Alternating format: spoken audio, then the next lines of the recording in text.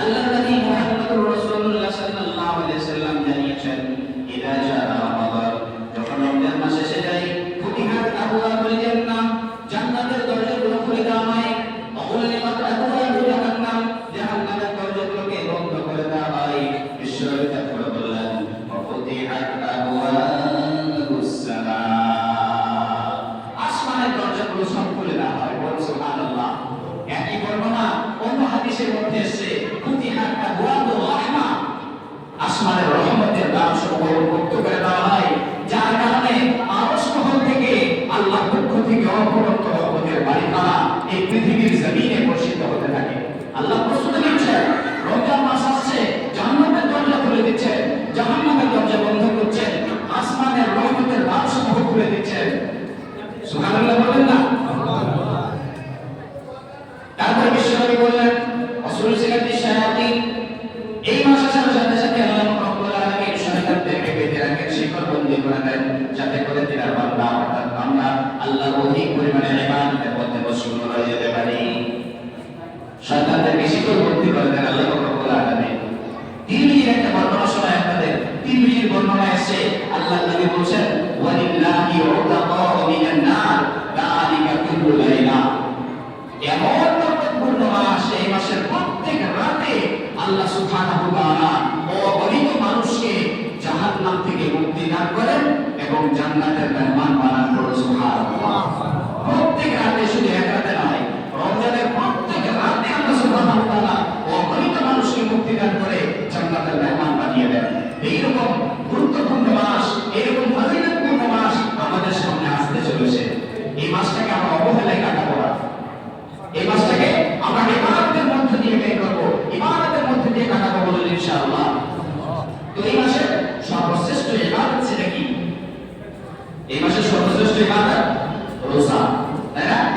আল্লাহ রাব্বুল আলামিন পবিত্র কোরআনুল কারীমের ভিতরে জানিয়েছেন, ইয়া আইয়ুহাল্লাযীনা আমানু কুতিবা আলাইকুমুস সিয়াম কামা কুতিবা আলাল লাযীনা মিন ক্বাবলিকুম লাআল্লাকুম তাত্তাকুন।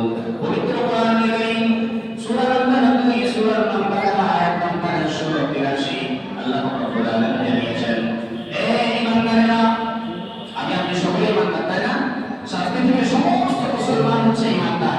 আমাদেরকে লক্ষ্য করে আল্লাহ বলেছেন, হে ঈমানদারেরা, কুতিবা আলাইকুমুস সিয়াম, আমি আল্লাহ তোমাদের উপরে রোজাকে ফরজ করেছি, কামা কুতিবা আলাল লাযীনা মিন ক্বাবলিকুম, যেমন তোমাদের পূর্বপুরুষের উপরে আমি আল্লাহ রোজাকে ফরজ করেছিলাম, ওইভাবে তোমাদের উপরেও আমি আল্লাহ রোজাকে ফরজ করে দিয়েছি, লাআল্লাকুম তাত্তাকুন, যাতে তোমরা মুত্তাকি হয়ে যেতে পারো, আল্লাহ ভীরু হয়ে যেতে পারো, আল্লাহ ওয়ালা হয়ে যেতে পারো।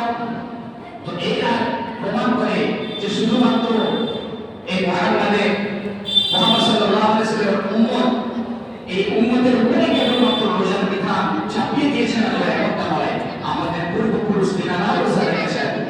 আল্লাহ আলুসি রহমতুল্লাহ আলাইহি তিনি বলছেন, সর্বপ্রথম রোজা রেখেছিলেন আল্লাহ সুবহানাহু ওয়া তাআলা প্রথম নবী, পৃথিবীর প্রথম মানুষ আদম আলাইহিস সালাম। সর্বপ্রথম আদম আলাইহিস সালাম রোজা রেখেছেন। তিনি ইয়াউমে বিজের 3টে করে রোজা রেখেছেন। প্রত্যেকটা নবী আলাইহিস সালাম তিনারা রোজা রেখেছেন। সহিহ বুখারীর বর্ণনায় দাউদ আলাইহিস সালামের রোজা রাখার বর্ণনা করছিলাম, মুসা আলাইহিস সালামের রোজা রাখার বর্ণনার কথা করছিলাম। সহিহ বুখারীর বর্ণনায় এসেছে, আল্লাহর নবী একজন সাহাবা নবীর কাছে আসলেন, আসার পরে বলেছেন, ইয়া রাসূলুল্লাহ, ইয়া হাবিবাল্লাহ, নবী গো, আমাকে সারা বছর দিনভর রোজা রাখার এবং রাতভর নামাজের মধ্যে কাটানোর অনুমতি দেন। কেমন আগ্রহী ছিল সাহাবারা যে নবী আমাকে অনুমতি দেন, আমি সারা দিন, বছরের প্রত্যেকটা দিন রোজার মধ্যে কাটাবো, প্রত্যেকটা রাত আমি নামাজের মধ্যে কাটাবো। কেমন আগ্রহী ছিলেন? নবীজি বলছেন, তুমি পারবে না। সাধারণত আমরা তো বুঝতে পারছি, কোনো মানুষ যদি বছরের প্রত্যেকটা দিন রোজা রাখে, প্রত্যেকটা রাত যদি নামাজের মধ্যে কাটিয়ে রাত জেগে থাকে, সে মানুষটা অসুস্থ হয়ে যাবে, দুর্বল হয়ে যাবে, তাই না? ওই জন্য নবীজি বললেন, তুমি পারবে না। তুমি প্রত্যেক মাসে 3টে করে রোজা রাখো, চন্দ্র মাসের 13-14-15 তারিখে রোজা রাখো। ওই আল্লাহ নবীর সাহাবী বলছেন, ইয়া রাসূলুল্লাহ, এর থেকে আমি বেশি রোজার সামর্থ্য রাখি, বেশি রোজা রাখার সামর্থ্য রাখি, বেশি ক্ষমতা রাখি, আমি এর থেকে বেশি রোজা রাখবো। কত করি। তো নবী তাকে বললেন তুমি প্রত্যেক মাসের চন্দ্র মাসের 3টে করে রোজা রাখো। ওই জন্য আমার মা বোনেরা, আমার ভাইয়েরা যারা মাসের রোজা রাখতে চান তিনাদেরকে বলবো প্রত্যেক মাসে 3টে করে রোজা রাখেন।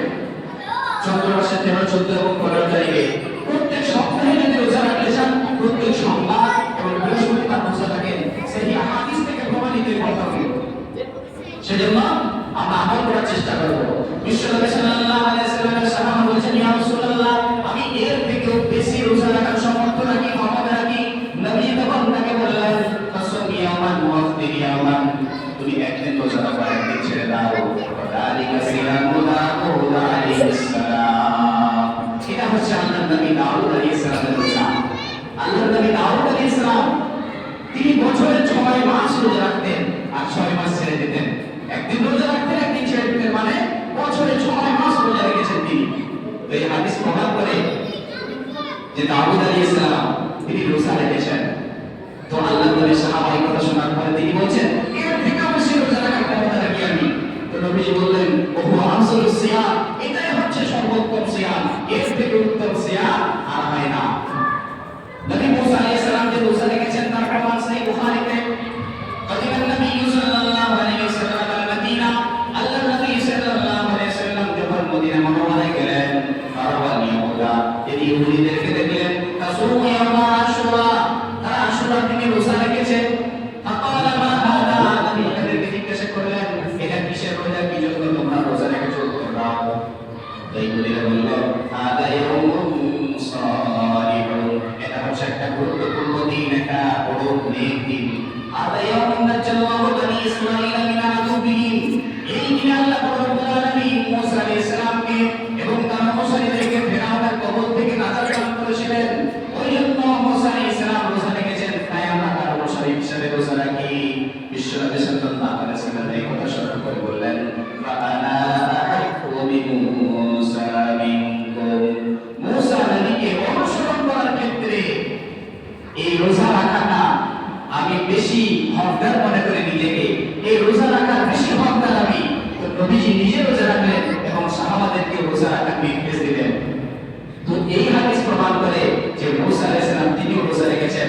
ওই জন্য আল্লাহ রাব্বুল আলামিন বলেন, কামা কুতিবা আলাল লাযিনা মিন ক্বাবলিকুম, তোমার পূর্বপুরুষের নেই তোমাদের উপরে আমি আল্লাহ রোজাকে ফরজ করেছি। তো রোজা আমাদের উপরে ফরজ, সেই জন্য প্রত্যেকটা মানুষ আমরা নিজেরা রোজা রাখবো।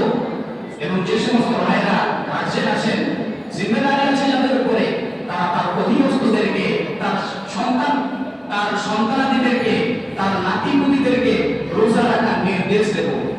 স্কুলে পড়ছে, কলেজে পড়ছে, মনে করি যে টিউশনি যায়, স্কুলে যায়, কলেজে যায়, পড়াশোনা করে সারাদিন রাস্তায় থাকে, তো তারা রোজা রাখতে পারবে না। ছোট ছেলে না, যে ছেলে মেয়ে বালিকা হয়েছে তাদের উপরে আল্লাহ রোজার বিধান রেখেছেন, রোজাকে ফরজ করেছেন।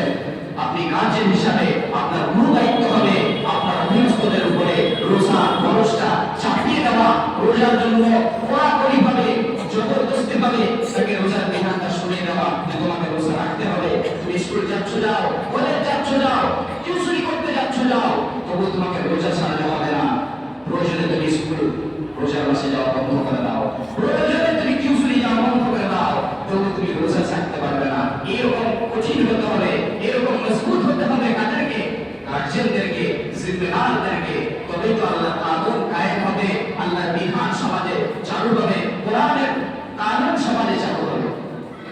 শুধু নিজেরা রোজা রাখবো না, নিজের অধীনস্থদেরকে রোজা রাখার জন্য নির্দেশ দেবো ইনশাআল্লাহ। এই রোজা যে কত গুরুত্বপূর্ণ সহিহ বুখারীর বর্ণনা শোনাই আপনাদেরকে।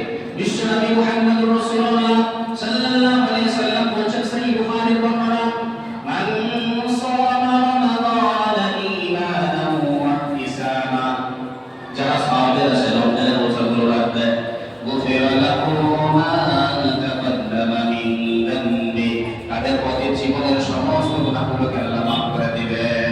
বলুন সুবহানাল্লাহ। নবীজি বলছেন, যারা রমজানের রোজাগুলো রাখবে তাদের অতীত জীবনের সমস্ত গুনাহগুলোকে আল্লাহ মিটিয়ে দেবেন, ধুয়ে মুছে সাফ করে দেবেন, মাফ করে দেবেন।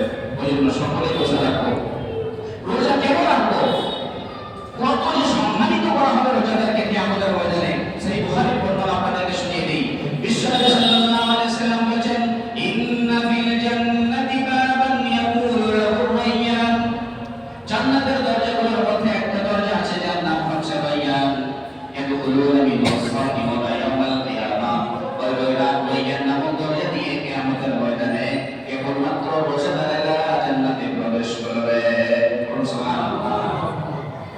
আল্লাহ নবী বললেন, একটা জান্নাতের দরজা আছে যার নাম হচ্ছে রায়্যান, আর ওই দরজা দিয়ে কেবলমাত্র রোজাদারেরাই প্রবেশ করতে পারবে, অন্য কেউ প্রবেশ করতে পারবে না। নবী এই হাদিসের মধ্যে বলছেন, লা ইয়াদখুলু মিনহু আহাদুন গায়রুহুম, রোজাদার ছাড়া একজন ব্যক্তিও যেতে পারবে না। কত সম্মানিত হবে! বিশ্বনবী মুহাম্মদুর রাসূলুল্লাহ জানিয়েছেন, পৃথিবীর শুরু থেকে শেষ লগ্ন পর্যন্ত প্রত্যেকটি মানুষকে আমাদের ময়দানে উপস্থিত থাকবেন। সেদিনকে আল্লাহর ফেরেশতারা ঘোষণা দিতে থাকবে, আইনাস সাইমুন আইনাস সাইমুন, রোজাদাররা কোথায় আছো, রোজাদাররা কোথায় আছো? ফায়াকুমুন, সমস্ত রোজাদার সেদিন দাঁড়িয়ে যাবে।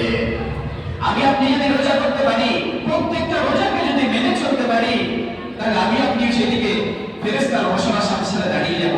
বিশ্বনবী তারপরে বলছেন, তাদেরকে ডেকে ডেকে ওই রায়্যান নামক দরজা দিয়ে জান্নাতের মধ্যে প্রবেশ করানো হবে। বলুন না সুবহানাল্লাহ। যখন রোজাদারদের ঢোকা শেষ হয়ে যাবে, প্রবেশ শেষ হয়ে যাবে, আল্লাহর পক্ষ থেকে আওয়াজ দেওয়া হবে, ওই দরজা বন্ধ করে দাও, যে আর কেউ ওই দরজা দিয়ে প্রবেশ করতে না পারে। কতটা সম্মানের অধিকারী হবেন যদি আমি আপনি যদি রোজা রাখতে পারি। একটু চিন্তা ফিকির করেন, এই মজলিসে কয়েকটা লোক আছে, 50 থেকে 100টা মানুষ আমরা বসে আছি, 150টা মানুষ বসে আছি। এই 150 মানুষের ভিতরে যদি এখানে মাইকে ঘোষণা দেওয়া হয় যে এই মজলিসের ভিতরে আব্দুল গাফফারকে আসো, কি আব্দুল রহমানকে আসো, তোমার জন্য একটা অফার আছে, তোমার জন্য একটা ফ্যাসিলিটি আছে যে তুমি এই রমজানের মধ্যে কাবা শরীফে হজে যাবে, তোমাকে ফ্রিতে নিয়ে নেওয়া হবে। শুধু তাই নয়, কাবা ঘরের ভিতরে ঢুকে তোমাকে নামাজ পড়ার সুযোগ দেওয়া হবে। তাহলে সেই ব্যক্তি কতটা খুশি হবে? হ্যাঁ, ফ্রিতে আমাকে হজে নিয়ে যাবে। আমার কাবা ঘরের গেট দরজায় আমরা ছোটার জন্য লাইন দিতে হয়, তাই না? পুলিশে হটিয়ে দেয়, আমরা ভিড়ে লেগে থাকি, ওইখানে ভিতরে ঢুকিয়ে নামাজ পড়ার সুযোগ দেওয়া হবে। কত খুশি হবে, কত আনন্দ হবে এই অল্প লোকের ভিতরে। তাই কিয়ামতের ময়দানে কোটি কোটি মানুষের ভিতরে যখন আপনাকে আমাকে ডাকা হবে, আর রায়্যান নামক দরজা দিয়ে জান্নাতে প্রবেশ করানো হবে, কত খুশি হবে সেদিনকে রোজাদার। সুবহানাল্লাহ ওয়া বিহামদিহি। ফিকির করার বিষয়। সেই জন্য কোনোভাবে আমরা একটা রোজা ছাড়বো না, বলবো ইনশাআল্লাহ। রোজাদার ব্যক্তি যে রোজা রাখে, রোজা রাখার পরে মুখে একটা দুর্গন্ধ হয়, তাই না? সারাদিন যে কোনো মানুষ যদি পানাহার না করে, তার মুখে অটোমেটিকলি দুর্গন্ধ হয়। তো বিশ্বনবী সাল্লাল্লাহু আলাইহি সাল্লাম বলেন, রোজাদারের মুখের দুর্গন্ধের কথা। সাধারণত আজকে আমরা মানুষ অন্য মানুষের মুখের দুর্গন্ধ সহ্য করি না, খারাপ লাগে, খুবই নোংরা লাগে।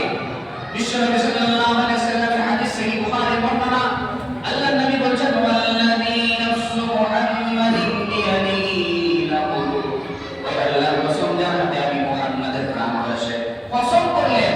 তারপরে বলেন, ফামিস-সাইমি আতয়াবু ইনদাল্লাহি মির রিহিল মিস্ক, আল্লাহর কসম করে বিশ্বনবী বলেন, ওই আল্লাহর কসম যার হাতে আমি মুহাম্মাদের প্রাণ রয়েছে, ও রোজাদারের মুখের গন্ধ, সারাদিন যে পানাহার না করার কারণে রোজাদারের মুখে গন্ধ হয়, ওই রোজাদারের মুখের গন্ধ ইনদাল্লাহ, আল্লাহর নিকটে মির রিহিল মিস্ক, মিশকে আম্বারের খুশবুর থেকেও বেশি পছন্দনীয়।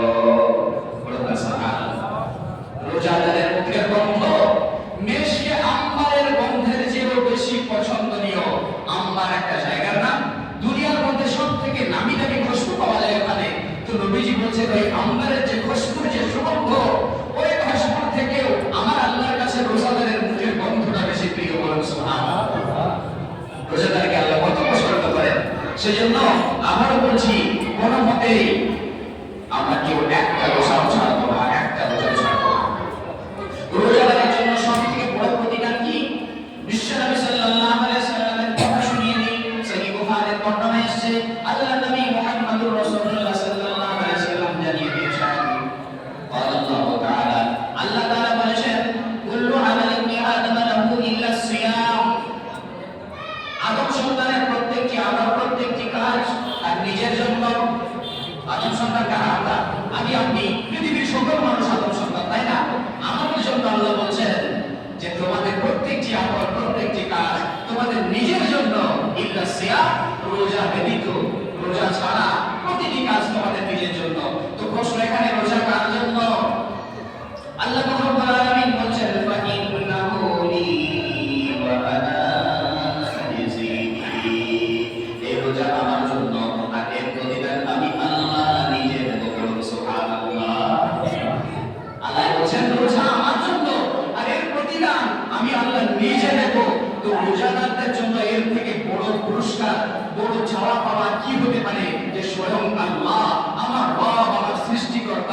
তিনি নিজে হাতে পুরস্কৃত করবেন আমাকে আপনাকে।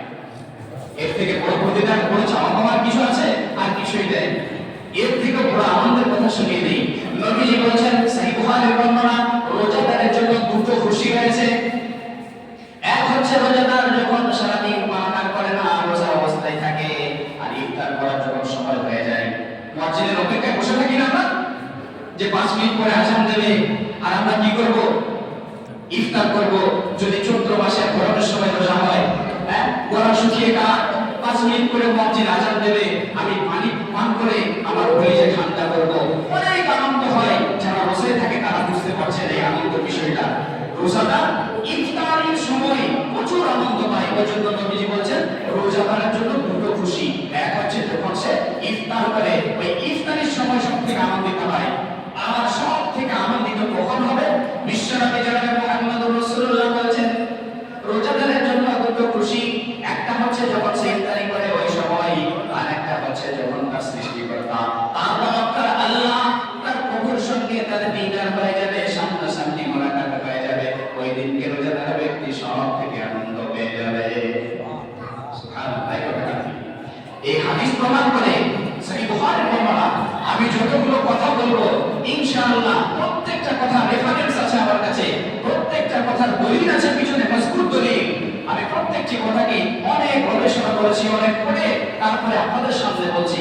অধিকাংশ হাদিস সহিহ বুখারী থেকে দেখে এসেছি, মাত্র 2 থেকে 3টে হাদিস তিরমিজি এবং ইবনে মাজাহ থেকে দেখে এসেছি। তো নবীজির যে কথাগুলো আপনাদের শোনাচ্ছি, কারো মনের ভিতরে যেন ধারণ না হয়, সন্দেহ যেন পোষণ না হয় অন্তরের ভিতরে, যে কথাগুলো ঠিক বলছে নাকি ভুল বলছে। প্রত্যেকটি কথা সহিহ বুখারীর বর্ণনা শুনিয়েছি, যতগুলো শুনিয়েছি, মাঝখানে একটা শুনিয়েছি তিরমিজির বর্ণনা। তো নবী বললেন, রোজাদারের জন্য দুটি খুশির সংবাদ, দুটি খুশির সময়। যখন সে রোজা সারাদিন রাখার পরে ইফতার করে ওই সময় বেশি আনন্দ পায়। আর সব থেকে বেশি খুশি হবে ওই সময় যখন তার আল্লাহর সঙ্গে তার দিদার হবে। তাহলে আল্লাহর সঙ্গে আমার আপনার দিদার হবে। একটু চিন্তা করেছেন যে বিশ্ব ব্রহ্মাণ্ডকে, এই পৃথিবীকে, এই আসমানকে যিনি সুন্দরভাবে সাজিয়ে গুছিয়ে তৈরি করেছেন, আমার মতো অধম বান্দা, আপনাদের মতো মানুষদেরকে আল্লাহ কত সুন্দরভাবে বানিয়েছেন। যেটা যেখানে দেওয়ার সেখানেই দিয়েছে, চক্ষুটা যেখানে দেওয়ার সেখানে দিয়েছে। একটু চিন্তা করবেন ঠান্ডা মাথায়, আমার আপনার চক্ষুটা যদি মাথার উপরে থাকতো, কোন জিনিস দেখতে হলে, রাস্তায় চলতে হলে আমাকে আপনাকে মাথা নিচু করে এইভাবে চলতে হবে, কতটা অসুবিধা হতো, কত না? যেখানে যেটা দেওয়া সেটা সেখানেই দিয়েছেন আল্লাহ, সুন্দরভাবে সাজিয়েছেন। যদি আমার মুখটা, খাবার মুখটা মাথার উপরে দিত, খেতে গিয়ে কত অসুবিধা হতো আমাদের, তাই না? কোন জিনিসের স্বাদ জানতে গিয়ে কত অসুবিধা হতো। তো আল্লাহ রাব্বুল আলামিন মানুষকে কত সুন্দর বানিয়েছেন, এই বিশ্বকে কত সুন্দরভাবে সাজিয়েছেন। তো যিনি সাজিয়েছেন, যে তৈরি করেছেন, সেই আল্লাহ কত সুন্দর হতে পারে। একটু চিন্তা করেছেন? আল্লাহু আকবার, কত সুন্দর হতে পারেন তিনি। কবি বলছেন, তোমার সৃষ্টি যদি হয় এত সুন্দর, না জানি তাহলে প্রভু তুমি কত সুন্দর, তুমি কত সুন্দর। তোমার সৃষ্টি যদি এত সুন্দর হয় আল্লাহ, হয়তো প্রভু তাহলে তোমার সৃষ্টি যদি এত অপরূপ হতে পারে, তুমি কত অপরূপ, তুমি কত সুন্দর। সেই অপরূপ আল্লাহর সঙ্গে আমার আপনার দেখা হবে যদি আমি আপনি রমজানের প্রত্যেকটি রোজা সঠিকভাবে পালন করতে পারি। তো ইনশাআল্লাহ রমজানের প্রত্যেকটি রোজাকে আমরা সঠিকভাবে আদায় করব, বলুন ইনশাআল্লাহ। তো আমরা প্রথমে জেনেছি এই রমজানের গুরুত্ব সম্পর্কে, মানে এই রমজান মাসের গুরুত্ব। এরপরে জানলাম যে এই মাসের রোজার গুরুত্ব। এবার রোজার কথা বলি, সময় যেহেতু অল্প আছে, যে এই মাসে কি কি কাজ আমরা করব না। সহিহ বুখারীর বর্ণনা, আল্লাহর নবী মুহাম্মদুর রাসূলুল্লাহ জানিয়েছেন, as-সিয়ামু জুন্নাহ, রোজা হচ্ছে ঢাল। রোজা ঢাল। ঢালের কাজ কি আপনারা জানেন? তো যোদ্ধারা যখন ডান হাতে তরবারি নিয়ে যুদ্ধের ময়দানে যুদ্ধ করে, বাম হাতে ধরে থাকে ঢাল। কি জন্য? শত্রুর আক্রমণ থেকে প্রতিরক্ষার জন্য, নিজেকে বাঁচিয়ে দেওয়ার জন্য, হেফাজত করার জন্য নিজের শরীরটাকে ঢাল মানুষ ব্যবহার করে, তাই না? তো রোজাকে নবীজি ঢাল বললেন কেন? এর ব্যাখ্যা, এর অর্থ এটাই যে রোজা মানুষকে জাহান্নামের আগুন থেকে বাঁচিয়ে দেওয়ার জন্য ঢাল হিসাবে কাজ করে। সুবহানাল্লাহ।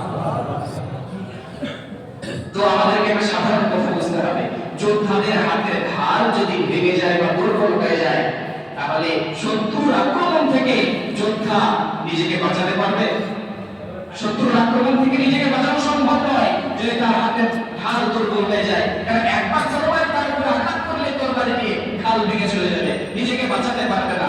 অনুরূপভাবে রোজা নামক ঢাল যদি আমার আপনার দুর্বল হয়ে যায়, তাহলে আল্লাহ রাব্বুল আলামিনের ভয় জাহান্নাম থেকে এই রোজা আমাকে আপনাকে বাঁচিয়ে দিতে পারবে না। ওই জন্য নবী বলছেন আসিয়ামু জুন্নাহ, রোজা হচ্ছে ঢাল। ফালা ইয়ারকুসুনা ইয়াজহাল, অতএব তোমরা এই রোজার অবস্থায় অশ্লীলতা করবে না, মন্দ কাজকর্ম করবে না। মন্দ কাজ কোনগুলো? অশ্লীল কাজ কোনগুলো? মিথ্যা কথা বলা, গীবত করা, চুরি করা, ডাকাতি করা, গালিগালাজ করা, এগুলো সব অশ্লীল কাজ। মারামারি করা, ঝগড়া করা, সব অশ্লীল কাজ। তবে চায়ের দোকানে বসে বসে টিভি দেখা, এটা মনে হয় ভালো কাজ নাকি? এটা মনে হয় অশ্লীল কাজ নয়। এখানে মসজিদের আমাল হয়, আর বড় দুঃখ লাগে, কষ্ট লাগে।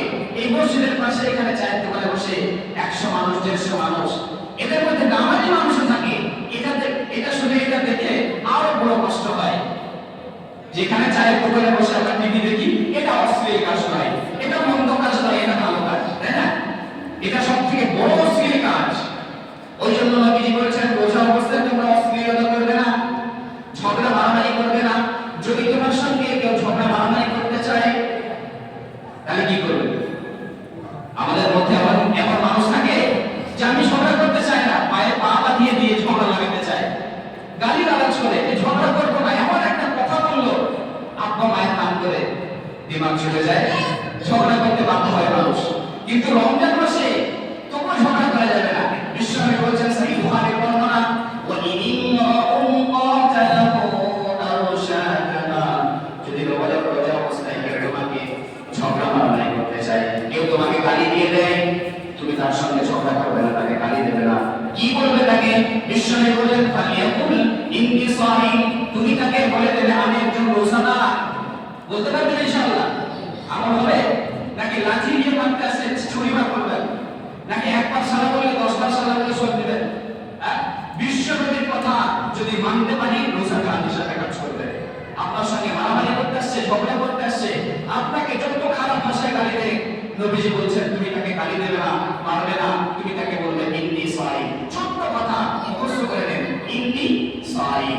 যদি মুখস্থ না থাকে, বাংলাটা তো মুখস্থ থাকবে, তাকে বলুন যে আমি একজন রোজাদার, আমি একজন রোজাদার, তুমি আমাকে মারতে আসছো, আমার সঙ্গে লড়াই করতে আসছো, আমি করবো না। আমাকে গালি দিচ্ছ, আমি তোমাকে গালির পরিবর্তে গালি দেবো না, কারণ আমি একজন রোজাদার। আরো হবে ইনশাআল্লাহ। নবীর কথা যদি মানতে পারি, তাহলে জান্নাতি হয়ে যাব। শাইখ সাহেব বলছেন না, নবীর কথা মানবে যারা হবে জান্নাতি, আর নবীর কথা না মানিয়া আবু জেহেল হইবে দোজখী। শাইখ বলেছেন সেজন্য নবীর কথা মানবো, আমল করবো ইনশাআল্লাহ। বিশ্বনবী সাল্লাল্লাহু আলাইহি ওয়াসাল্লাম বলেছেন সহিহ বুখারীর বর্ণনা, ওয়া ইউনাদি মুনাদিন ইয়া বাগিয়াল খায়র আকমিল ওয়া ইয়া বাগিয়াশ শার আকসির। বিশ্বনবী বলেছেন এই রমজান মাসে প্রত্যেক দিন আল্লাহর পক্ষ থেকে ঘোষণাকারী ফেরেশতা আসেন, ঘোষণা দেন ইয়া বাগিয়াল খায়র। একটি বর্ণনা অন্যভাবে এসেছে ইয়া তালিবাল খায়র, এই সদান্বেষণকারী, এই সৎ কাজ করতে হওয়া ব্যক্তিরা, আখরিল তোমরা আগে বাড়ো, বেশি বেশি করে সৎ কাজ করো। উৎসাহ প্রদান করেন, তাদেরকে উৎসাহ দেন যে এই সদান্বেষণকারী বেশি বেশি সৎ কাজ করো। আর যারা পাপ কাজ করে তাদেরকে ডেকে ডেকে বলে ইয়া বাগিয়াশ শার, এ পাপা সত্য, এ পাপ কাজ করনে ওয়ালা লোক, তুমি থেমে যাও, তুমি থেমে যাও, পাপ কাজ করো না। এই মাস বরকতপূর্ণ মাস, মহামান্বিত মাস, এই মাস ফজিলতপূর্ণ মাস, তুমি পাপ কাজ ছেড়ে দাও। কারণ এই মাসের প্রত্যেক রাতে আল্লাহ সুবহানাহু ওয়া তাআলা অগণিত মানুষকে জাহান্নাম থেকে মুক্তি দান করেন, না জানি তোমার মুক্তি হয়ে যেতে পারে। সেজন্য পাপ কাজ আমাদেরকে টোটালি ছেড়ে দিতে হবে এই মাসে। যদি না ছাড়তে পারি কি ক্ষতি হবে? সহিহ বুখারীর বর্ণনা শোনাই, বিশ্বনবী বলেন মান লাম ইয়াদা কাওলাজ জুরি ওয়াল আমাল বিহি ফালাইসা লিল্লাহি হাজাতুন লিমান ইয়াদা তাআমাহু ওয়া শারাবাহু। বিশ্বনবী বলেন যারা রোজা অবস্থায় মন্দ কাজ, মন্দ কথাবার্তা ছেড়ে দেবে না, তাদের পানাহার থেকে আল্লাহর কোনো প্রয়োজন নেই। শুনিয়েছি না? আল্লাহ বলছেন ভাই নাহুলি, রোজা আমার জন্য, তো আমরা রোজা রাখি আল্লাহর জন্য। নবীজি বললেন যারা রোজা রেখে মন্দ কাজ মন্দ কথাবার্তা ছেড়ে দেবে না, তাদের মাথা হাত থেকে আল্লাহর কোনো চলে দেয়। তাহলে কথাটা যেন এমন যে আমাদের সারাদিন উপোস থাকা সার হলো। এর থেকে ভয়ঙ্কর হাদিস ইবনে মাজাহ বর্ণনা, বিশ্বনবী বলেছেন রুব্বাস সাহিম, কত রোজাদার এমন আছে লাইসা লাহু মিন সিয়ামিহি ইল্লাল জু', যাদের রোজার বিনিময়ে ক্ষুধা ছাড়া কিছুই হবে না। কত রোজাদার এমন আছে যাদের রোজার বিনিময়ে ক্ষুধা ছাড়া কিছুই হবে না। সেই জন্য আমাদের উপোস থাকা যেন সার না হয়, আমাদের সারাদিন শুকিয়ে থাকাটা যেন সার না হয়। প্রত্যেকটা রোজাকে মজবুত বানাতে হবে, কালকে মজবুত বানাতে হবে। কি করতে হবে? সম্পূর্ণভাবে ছোট বড় সর্বপ্রকারের পাপ কাজ ছেড়ে দিতে হবে। রাজি আছেন ইনশাআল্লাহ? ইনশাআল্লাহ আমরা ছোট বড় কোনো রকমের পাপ করব না রমজান মাসে। কি কাজ করব? এই মাসে করণীয় আমলটা কি কি? এই মাসের তিনটে আমল সম্পর্কে বিশ্বনবী বলেছেন যে এই আমলগুলো করলে জিন্দেগির গুনাহ মাফ হবে। একটা তো শুনিয়েছি যে রোজা রাখলে অতীত জীবনের গুনাহ মাফ হবে, সর্বশ্রেষ্ঠ ইবাদত হচ্ছে রোজা। দুই নম্বর নবীজি শুনিয়েছেন সহিহ বুখারীর বর্ণনা, মান ক্বামা রমাদানা ঈমানান ওয়া ইহতিসাবা, যারা রমজান মাসে তারাবির নামাজ আদায় করবে গুফিরা লাহু মা তাকদ্দামা মিন যামবি, তাদের অতীত জীবনের গুনাহগুলো মাফ হয়ে যাবে। সুবহানাল্লাহ। কিন্তু আজকে সমাজের মানুষ, আমরা দেখা যাচ্ছে 500 মানুষ রোজা রাখি, 500 মানুষ, তার ভিতরে 100 মানুষ তারাবিতে আসে, তারাবিতে গুরুত্ব দেই না। এখন আমাদের সামনে এই সব থেকে বড় মুফতি সাহেব উঠেছে মোবাইল সাহেব, এখান থেকে আমরা বিভিন্ন মানুষের বিভিন্ন মাওলানা সাহেবের কথা আলোচনা শুনছি যে আমাদেরকে এমন ভাবে তৈরি করে দিচ্ছে যে তারাবির নামাজ পড়লেও চলে, না পড়লেও চলে। অথচ নবী বলছেন যে ব্যক্তি তারাবির নামাজ পড়বে তার অতীত জীবনের সমস্ত গুনাহ মাফ হয়ে যাবে। তাদেরকে শুনিয়ে দেন, এটা সহিহ বুখারীর বর্ণনা। কারণ তারা বুখারী করে চিল্লিয়ে মাথা খারাপ করে দেয় যে বুখারী এবং মুসলিম এই ছাড়া মানব না। এটা সহিহ বুখারীর বর্ণনা। নবীজি বলছেন যারা তারাবির নামাজ আদায় করলো তার জীবনের সমস্ত গুনাহ থেকে আল্লাহ মাফ করে দিল। সুবহানাল্লাহ। ওইজন্য আমরা না আর নাই, আমরা প্রত্যেক দিন তারাবির নামাজ আদায় করব ইনশাআল্লাহ। দুই নম্বর আমল কি করব? লাইলাতুল কদরের রাতগুলোতে আমরা ইবাদত করব। লাইলাতুল কদরের রাতগুলো নবীজি বলেছেন সহিহ বুখারীর বর্ণনায় আছে রমজানের শেষ কিছু রাতগুলো তোমরা লাইলাতুল কদরের তালাশ করো। 21, 23, 25, 27, 29 শুধুমাত্র 27 দিন ইবাদত করলাম, লাইলাতুল কদর পেয়ে গেলাম, চলবে না। প্রত্যেক বেজর রাতে ইবাদত করতে হবে, তবে আপনি আমি লাইলাতুল কদর পাবো। আর লাইলাতুল কদর পাওয়ার জন্য সবথেকে সহজ উপায় আপনাদের বলে দেবো। এমন একটা আমলের কথা বলবো আপনারা নিশ্চিত লাইলাতুল কদর পাবেন। সেই আমলটার নাম হচ্ছে ইতিকাফ। ইতিকাফ বলি আমরা যেটাকে। বিশ্বনবী সাল্লাল্লাহু আলাইহি ওয়াসাল্লাম সর্বপ্রথম গোটা মাস ইতিকাফ করেছেন লাইলাতুল কদর পাওয়ার জন্য। সহিহ বুখারীর বর্ণনা আছে আল্লাহর নবী 10 দিন ইতিকাফ করলেন। প্রথম 10 দিন জিবরিল আমিন আসলেন, আসার পরে বলেছেন নবীজি যেটা তাওয়াস করছেন সেটা আপনি মাননি, ওটা আরো আগের দিনগুলো তো আসে। নবীজি প্রথম 10 দিন ইতিকাফ করলেন, শেষে আবার জিবরিল আমিন আসলেন, ইয়া রাসূলুল্লাহ যেটা তাওয়াস করছেন সেটা আপনি মাননি। শেষের 10 দিনে আসে, শেষের 10 দিনে নবীজি এবং সাহাবারা ইতিকাফ করলেন, লাইলাতুল কদর পেলেন। বলুন সুবহানাল্লাহ। তো আমি আপনি যদি শেষ 10 দিন যদি ইতিকাফের মধ্যে কাটাতে পারি তাহলে লাইলাতুল কদর নিশ্চিত পাবো। আর যদি কদর পেয়ে যায় নবীজি বলেছেন গুফিরা লাহু মা তাকদ্দামা মিন যামবি, তোমার পিছনের জীবনের সমস্ত গুনাহ মাফ। তুমি যা করেছো সব গুনাহ আল্লাহ মাফ করে দেবে। সেজন্য আমরা সবাই গুনাহগার, আমাদের গুনাহ মাফ করার প্রয়োজন আছে, তাই না? আমাদেরকে ইতিকাফের মতো আমল করতে হবে ইনশাআল্লাহ। খুঁজে খুঁজে বিভিন্ন জায়গায় পুলিশ করতে হয়, তাহলে পয়সা দিয়ে রাখবো, 3 দিন রাখলে হবে না, চলবে না। আগ্রহের সাথে আমাদেরকে আগ্রহী হতে হবে লাইলাতুল কদর পাওয়ার জন্য। 10 দিনের জন্য সকলকে আগ্রহী করে আমি থাকবো 10 জন 20 জন তাকে নিতে থাকবে লাইলাতুল কদর পেয়ে যাবেন। আল্লাহ বলছেন লাইলাতুল কদরি খায়রুম মিন আলফি শাহর, এমন এক রাত যে মাসটা হাজার মাস অপেক্ষা করতে বলল। সুবহানাল্লাহ। তো এই মাসে রোজা রাখবো, 2 আমল তারাবির নামাজ করব, 3 লাইলাতুল কদরের রাতগুলোতে রাত্রি জেগে আমরা ইবাদত করব ইনশাআল্লাহ। 4 নাম্বার ইবাদত বলে দিই, এই মাসে আমরা সকলে সেহরি খেতে উঠি না, 1 ঘন্টা কেউ 40 মিনিট আগে উঠে পড়ি, তাই না? তো উঠে আমরা কি করি? এদিক ওদিক ঘোরাফেরা করি, মুখ হাত ধুই, ইবাদত করি না। এই রাতে যখন আমরা উঠবো প্রত্যেকদিন তাহাজ্জুদের নামাজ পড়বো, বলেন ইনশাআল্লাহ। সহিহ বুখারীর বর্ণনা, বিশ্বনবী মুহাম্মদুর রাসূলুল্লাহ সাল্লাল্লাহু আলাইহি ওয়াসাল্লামের সাহাবা আম্মা জান আয়েশা রাদিয়াল্লাহু তাআলা জিজ্ঞাসা করেছেন, আম্মা জান, বিশ্বনবীর রাতের নামাজ কেমন ছিল? রমজান মাসের রাতের নামাজ? আয়েশা রাদিয়াল্লাহু তাআলা সাহাবাদেরকে জানিয়ে দিলেন, নবীজি রমজানে এবং রমজানের বাইরে 11 রাকাতের বেশি পড়তেন না। রমজান এবং রমজানের বাইরে যে ইবাদতটা হয়, যেটা হয় সেটা হচ্ছে তাহাজ্জুদ। নবীজি 8 রাকাত তাহাজ্জুদের নামাজ পড়তেন, 3 রাকাত বিতরের নামাজ পড়তেন। ওই জন্য আমরা 3 রাকাত বিতর পড়ব শেষে, আর 8 রাকাত তাহাজ্জুদ পড়ব। প্রত্যেকদিন আমরা এটা করব। কেন?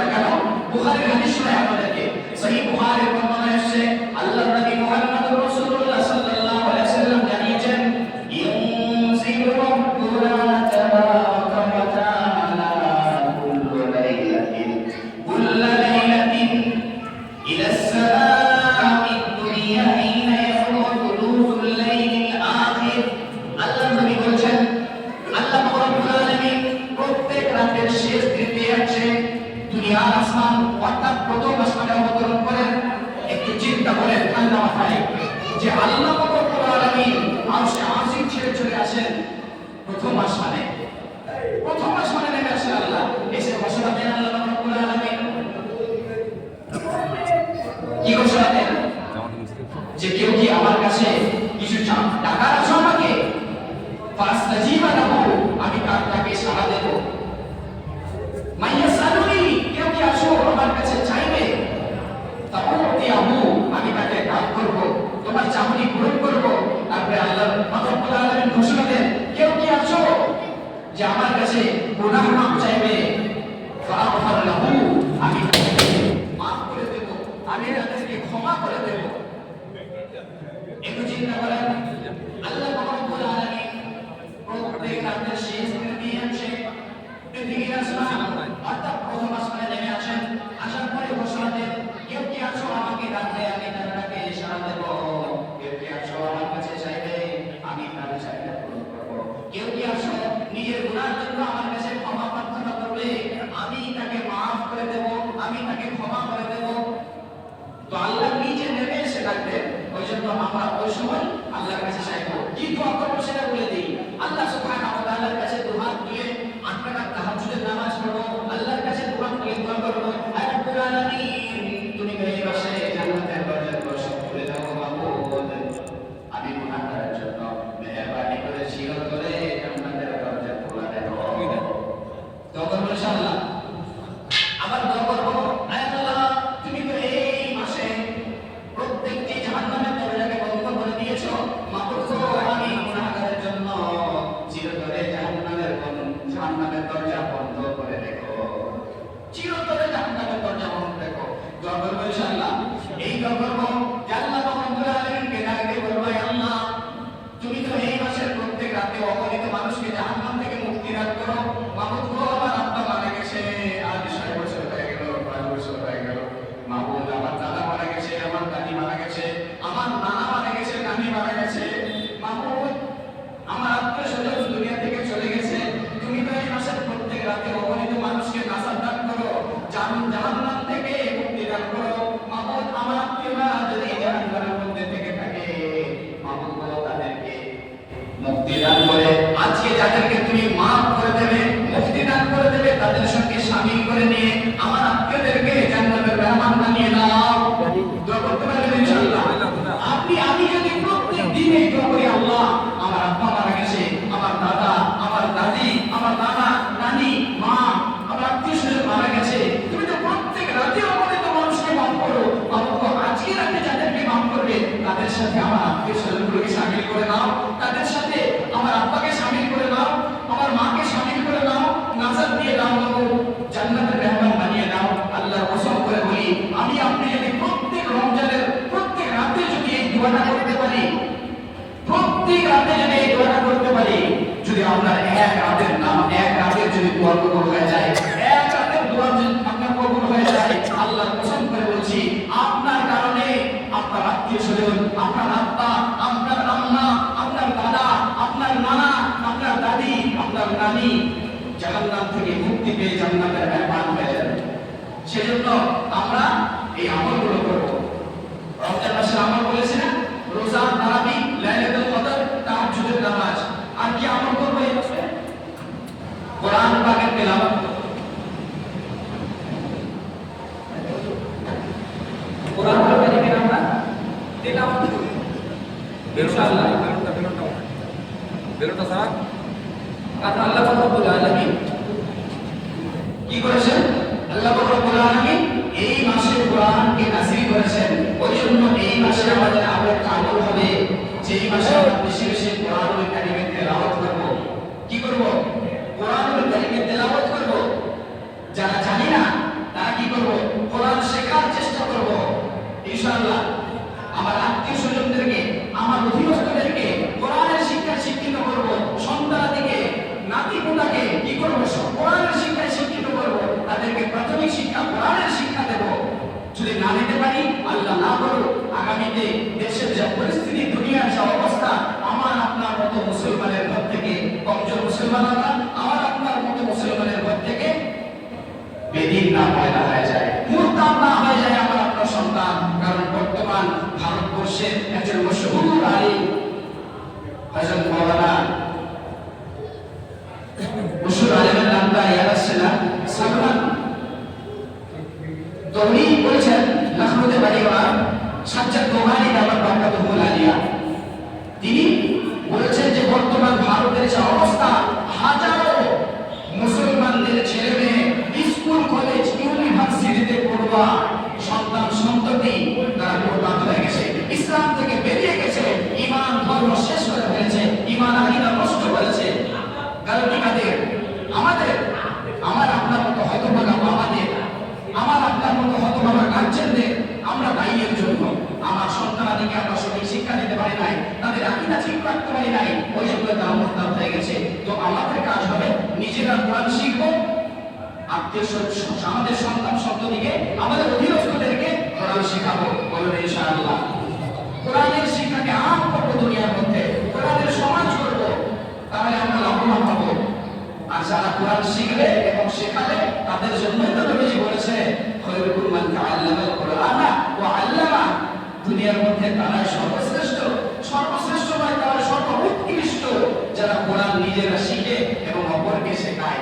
সেজন্য আমরা সকলেই কোরআন শেখার চেষ্টা করবো। কিন্তু যারা জানি না তারা কি করবো? এই ইয়াসিনের চায়ের দোকানে গিয়ে বসে থাকবো নাকি গো? ইয়াসিনের চায়ের দোকানে না, মাচায় বসবো না, আমরা কি করবো? মনে বসে আড্ডা দিব না, রাজনীতির মঞ্চে বসে আমরা আড্ডা দিব না, পার্টির অফিসে গিয়ে আমরা আড্ডা দিব না। কি করবো?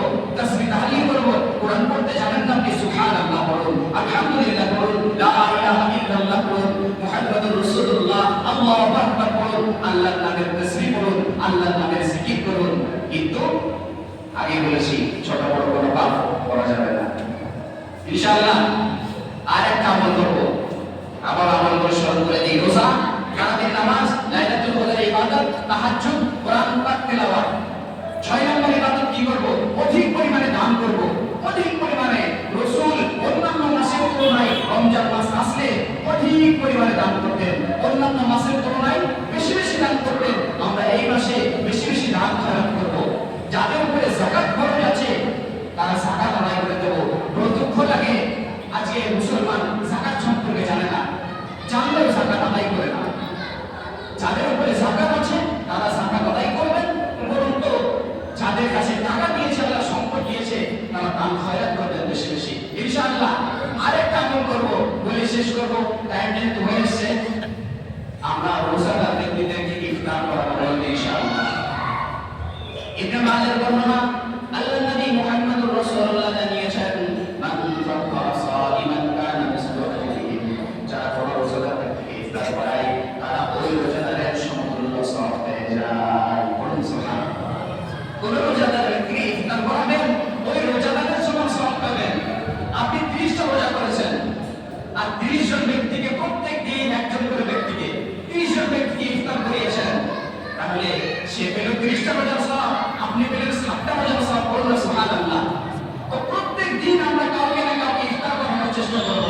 আমাদের সমাজে, আমাদের গ্রামে, এলাকাতে বহু মানুষ আছে যাদের সম্পর্কে আমরা জানি না, খোঁজ নিয়ে দেখেন, তার বাড়ি গিয়ে দেখেন, ইফতারের সময় গিয়ে দেখেন, আমি আপনি টাকা পয়সা আছে, সম্পদশালী মানুষ, দামি দামি বড় ফ্রুট কিনে খায়, দামি দামি খেজুর কিনে খায়, কিন্তু এমন মানুষ আছে যারা সাদা পানি দিয়ে রোজা খোলে, ইফতার করে এক গ্লাস পানি দিয়ে শরবত করার জন্য পয়সা নেই তার কাছে। সেজন্য আপনি কি করবেন? রাতে অন্ধকারে 1 কিলো ভালো আপেল কিনে নিয়ে আসুন, 1 কিলো ফল কিনে নিয়ে আসুন, কালো কিনতে করে বেঁধে রাতের অন্ধকারে ওই ব্যক্তির বাড়িতে গিয়ে হাতে ধুয়ে দেন, আম্মা যান কি আব্বা যান, আপনার জন্য এই প্যাকেটটা রাখেন, আপনি দুদিন ইফতার করবেন। দামি একটা খেজুর কিনেন, হয়তো 200 টাকা লাগবে, 500 টাকা খরচ হবে। যদি আপনার খেজুর 2 কেজি 1 কেজি খেজুরে 30টা রোজা করে, আপনি ওই 30টা রোজার সমান সওয়াব পাবেন। সুবহানাল্লাহ। প্রত্যেককে আমল করবো ইনশাআল্লাহ। আল্লাহ রব্বুল আলামিন যে কথার কথা আলোচনা